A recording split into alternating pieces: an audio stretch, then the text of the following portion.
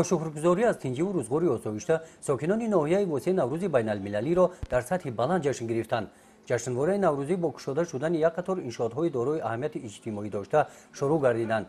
نمایندگان مقامات اجرایی حکومت دولتی ناحیه با اشتراک نماینده حکومت جمهوری تاجیکستان، سردار امانت بانک تاجیکستان در دهه مهرآباد جماعت دهات گلستان نزد مؤسسه تسهیلات میانه عمومی رقم 4 شاهد مورد استفاده قرار گرفتن دو صنفخانه برای آموزش هنرهای مردمی شدند. در جماعت شهرک هولبوک با دستگیری صاحبکار محل فرقت ابرار باشد این میدانچه خرد بازی فوتبال ساخته شده در این روز مورد استفاده قرار داده شد.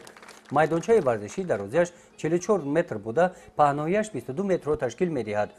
دارای 200 جای نشست و با دیگر شرایط‌های مساوی تامین می‌باشد.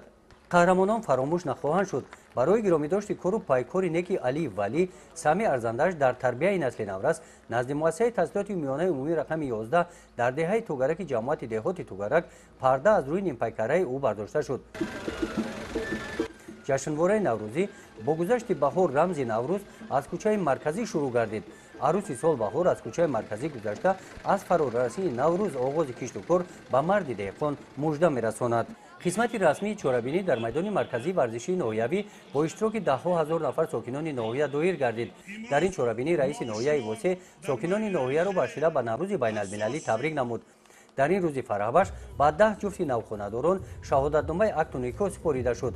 در وضعیت تنتنوی و نفرانی که در رشد ساحه‌های اقتصادی و اجتماعی ناحیه سهم ارزنده گذاشتند از نام مقامات اجرایی حکومت دولتی ناحیه با افتخارنامه‌ها قدر کرده شدند. چورابینی نوروزی با نمایش برنامه ادانه کنسرتی جنبش کرده شد. در ناحیه فتخور جشن نوروز بین المللی با آغاز موسم کشت کاری بهاری شروع گردید. صبح بروقت با اشتراک نمایندگان مقامات اجرایی حکومت دولتی ناحیه، مهمانان و سابقه‌داران مهنت در جماعت دهات گلشن با کاریدن نخستین دانه‌های امید در ناحیه به کشت بهاری آغاز بخشیدند. جشنواره‌های ادانه بخشیده به نوروز در مرکز ناحیه در ورزشگاه مرکزی دایر گردیدند. در جشنواره نوروزی بخشیده به سال رشد سیاحی و هنرهای مردمی ساکنان همه جماعت‌های دهات ناحیه فعالانه اشتراک نمودند. این نامگوی هنرهای مردمی که با مرز تماشا گذاشته شدند محصول مهنت هنرمندان محلی میباشند.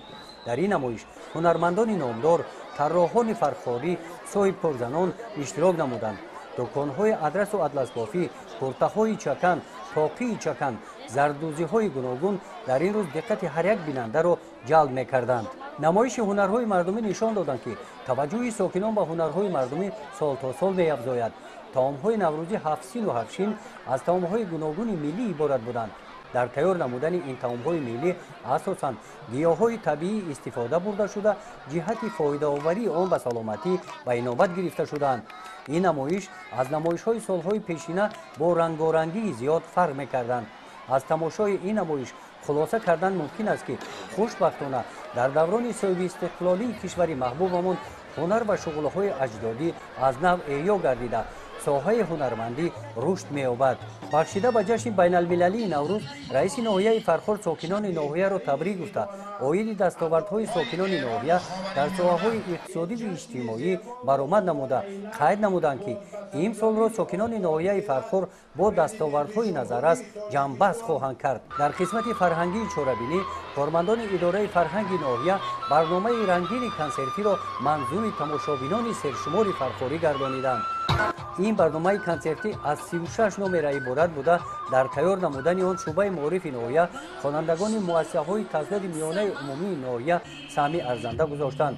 در برنامه نوروزی سرودها به موضوع بهار و نوروز بخشیده شده بودند. جشن نوروز در تالار ورزشگاه مرکزی ناحیه پر از تماشابینان نمایش داده شد. جشن نوروزی بین المللیро дар ноҳияи балҷувон сокинон бо рӯҳияи баланди идона ва риояи урфу анъанаҳои хоси наврӯзӣ самимонаву хотирмон истиқбол намуданд. аз субҳ ҳама пиру барно ба ҷашнгоҳи идонаи наврӯзӣ ҷамъ омада якдигарро таҳният гуфтаву рӯзгори осуда ва барор дар кишту кори баҳориро таманно мекарданд. дар ин ҷашни зебо дар гӯшаҳои алоҳида ҷавонону наврасони ноҳияи балҷувон ба бозиҳои гуногун ба монанди хурӯзбозӣ, бандкашӣ, гӯштингирӣ ва дигар анъанаҳои хоси наврӯзӣ машғул буданд. аз наврӯз то наврӯз маҳз бо ташаббуси сокинон дар ноҳияи балҷувон که همچون منطقه توریسم اعلان گردیده است کارهای زیادی سازندگی و بنیادکاری به انجام رسانیده شده است که چنین اقداماتی نیکو و تندرستانه من بعد نیز مورد عمل قرار داده می شود. ابراز گردید که چون عنعنات نیک نوروزی در این روز از جانب یک نفر ساکنی ناحیه به طور دست جمعانه توی ختنه 60 نفر طفلکان و 5 جفت نوخانه‌داران برگزار کرده شد. همچنین یک چند نفر ساکنان نیازمند با کمک‌های عیدانه سرفراز گردانیده شدند. کارمندان بخش فرهنگی ناحیه بلجوان با برنامه رنگین عیدانه که افادهگر زیبایی‌های بهار و نوروز خجسته بود در چاره‌بینی امروزه حسن و تراوت تازه زم نموده به اهل جشنگاه شادی و فرح بخشیدند.